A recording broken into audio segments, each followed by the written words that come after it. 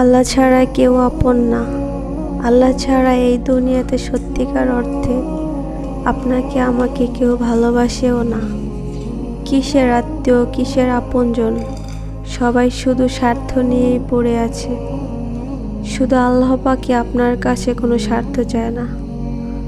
কখনো যদি দেখেন আপনার মনটা প্রচণ্ড খারাপ হয়ে গিয়েছে, কিছু ভালো লাগছে না, অনেক কিছু করলেন,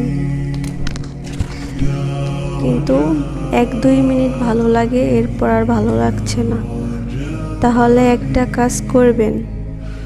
আপনার জায়নামাজটা বিছিয়ে কিছুক্ষণ আপনার মহান রবের দিকে আপনার মাথাটা ঝুঁকিয়ে রাখবেন।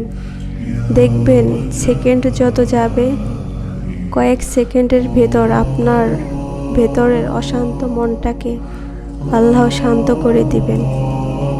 আপনার যত দুশ্চিন্তা, মানসিক টেনশন, পেরেশানি মুহূর্তে আপনি ভুলে যাবেন।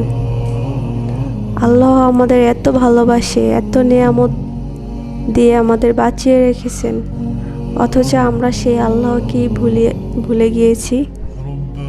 তার শুকরিয়া আমরা কখনোই আদায় করি না।